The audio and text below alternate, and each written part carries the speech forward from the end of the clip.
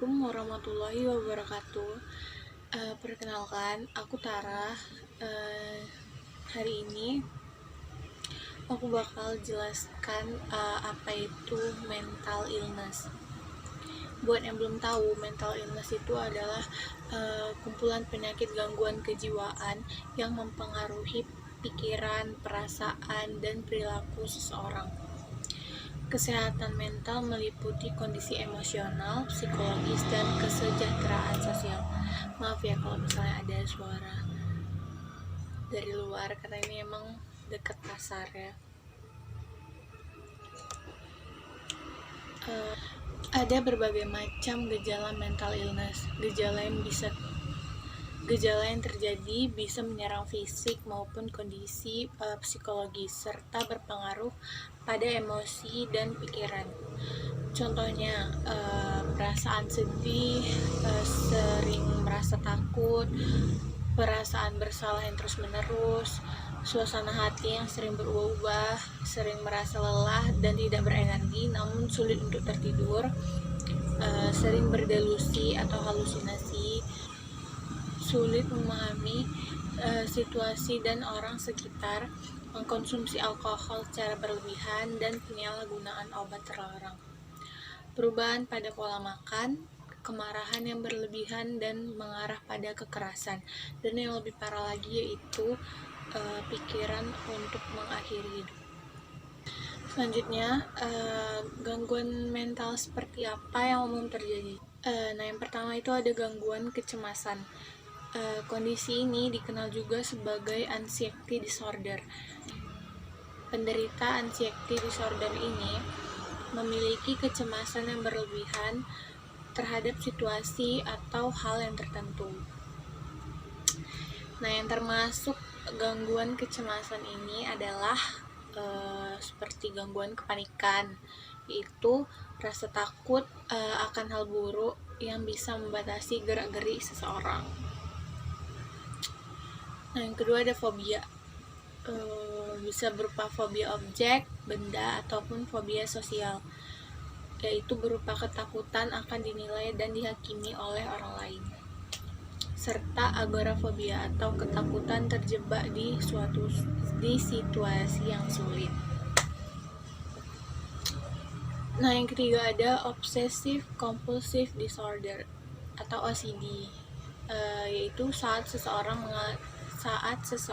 mengalami ketegangan pikiran akan hal yang tertentu atau seperti obsesi, dibarengi dengan dorongan yang kuat untuk melakukan tindakan tertentu berulang-ulang. Yang keempat ada post traumatic stress disorder atau PTSD, atau gangguan stres pasca trauma. Kondisi ini rentan terjadi pada individu yang mengalami atau menyaksikan kejadian yang traumatis. Yang kedua ada gangguan mood. Kondisi ini merupakan gangguan emosi yang membuat suasana hati penderitanya berubah-ubah, mulai dari gembira, marah, temurung. Seperti itu. Yang termasuk jenis gangguan mood ini adalah depresi mayor. Penderita depresi ini tidak lagi merasa tertarik atau menikmati acara atau aktivitas yang semulanya disukai. Biasanya kondisi ini juga disertai rasa sedih yang berkepanjangan. Kedua ada bipolar. Penderitanya mengalami fase euforia atau mania dan fase depresi secara berganti-ganti. Yang ketiga ada gangguan depresi persisten. Dulu gangguan ini disebut dysthymia, yaitu gangguan depresi yang bersifat kronis dan berlangsung dalam jangka yang panjang. Yang terakhir ada seasonal affective disorder.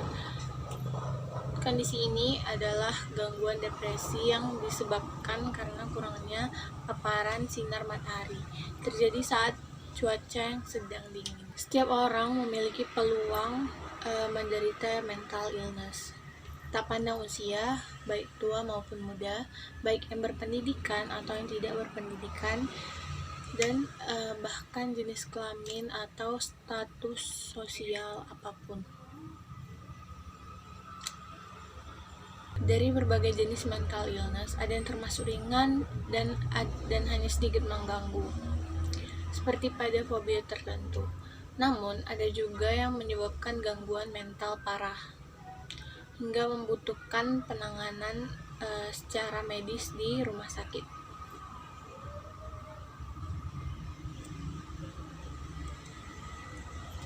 Ada beberapa metode untuk membantu orang-orang dengan masalah kesehatan mental, antara lain melalui psikoterapi. Terapi ini menggunakan metode interaktif dengan pendekatan psikologis, dikenal juga dengan terapi berbicara.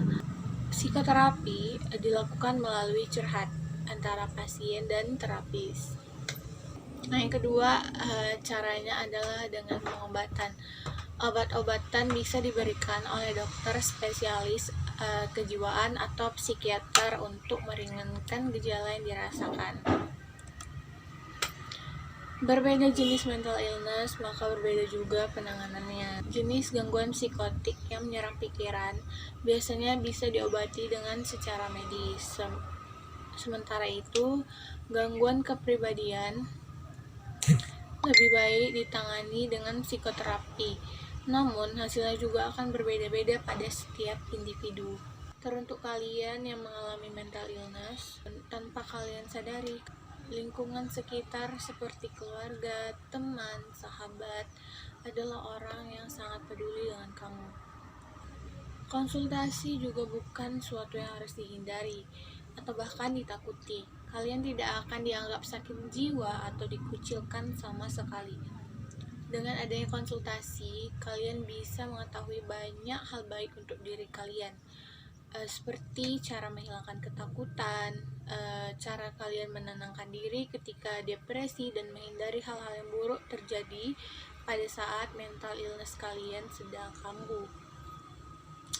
Nah, sekali lagi, yuk beranikan diri untuk sharing dan jangan takut untuk cerita masalah kalian kepada orang yang terdekat. Nah, apalagi kepada orang tua. Sekian pembahasan saya hari ini tentang mental illness. Nah, saya harap kalian tidak menganggap remeh tentang mental illness karena begitu banyak korbannya, dan ada yang mungkin bisa bangkit dari mental illness dan ada yang mungkin belum bisa bangkit dari mental illness ini. Sekian dan terima kasih. Mohon maaf bila saya ada kesalahan. Bye bye.